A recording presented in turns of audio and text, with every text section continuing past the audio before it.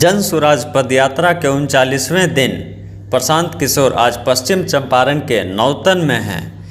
नौतन में सभा को संबोधित करते हुए प्रशांत किशोर ने एक बार फिर से नीतीश कुमार की सरकार और पूर्व मुख्यमंत्री लालू यादव पर जमकर निशाना साधा।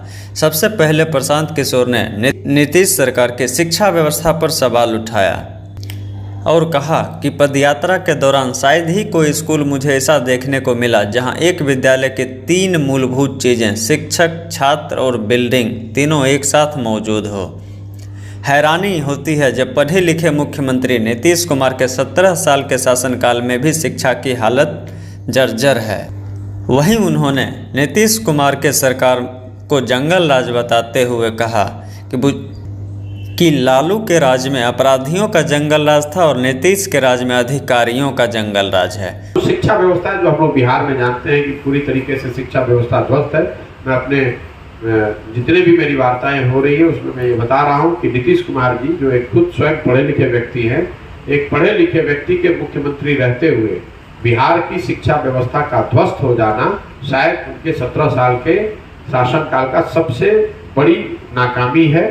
पूरे जो अभी मैं 39 दिन से पैदल चला हूँ, ज़्यादातर जगहों पर जहाँ पर बिल्डिंग है वहाँ पर शिक्षक नहीं है, जहाँ शिक्षक है वहाँ बिल्डिंग नहीं, जहाँ दोनों है वहाँ पर बच्चे नहीं हैं।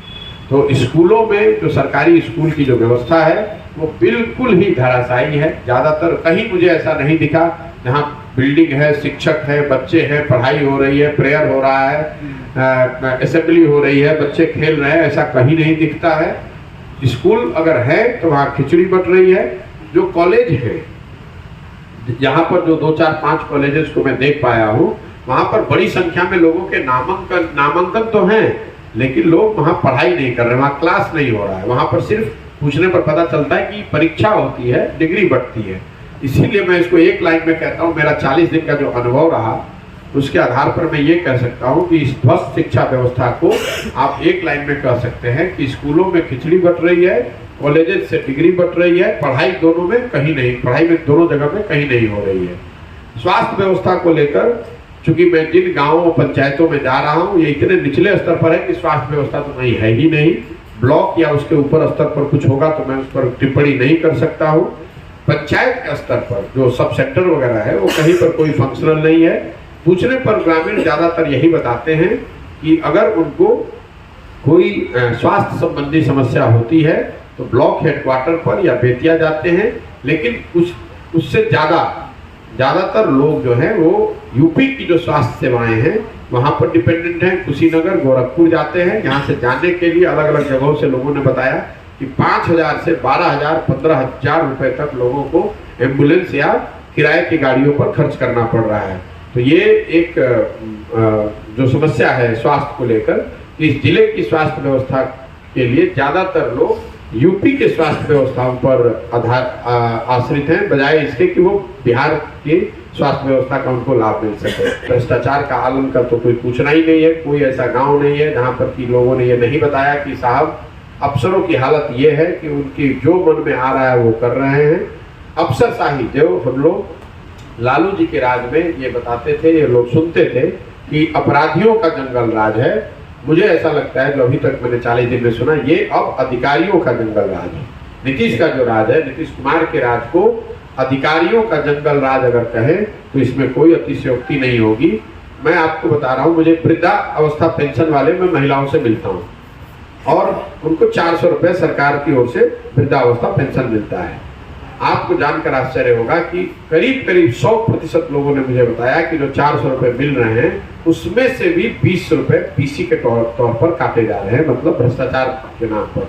अब बताइए कि जब 400 रुपया में से भी 20 रुपये चोरी हो रही है तो सरकार और सरकार की योजनाओं का आप आकलन कर सकते हैं।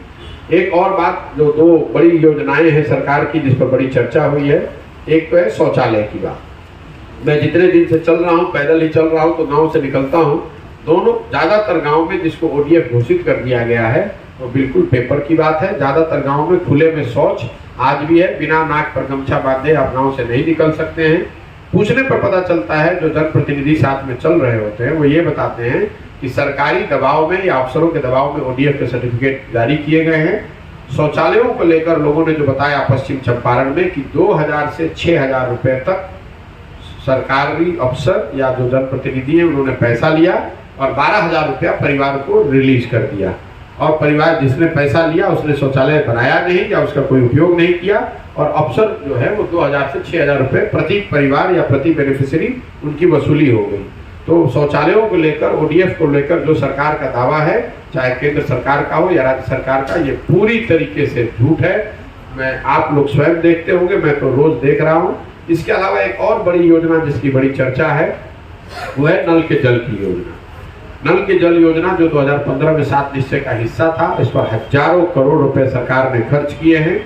39 दिन पैदल चलने के बाद मुझे अभी तक 3 वार्ड ऐसे मिले जहां हर घर नल के जल की योजना बनने से लेकर अभी तक सुचारू तरीके से बनी है और चल रही है। ज्यादातर जगहों पर या तो योजना ठीक से बनी नहीं, बनी तो चली नहीं, और चली तो फिर थोड़े दिन के बाद रुक गई। कुछ एरिया जहां पर यहाँ आर्सेनिक अफेक्टेड है, वहां पर पीएचईडी के जिम्मे ये काम है, वहां पर भी लोगों की शिकायतें ऐसी ही हैं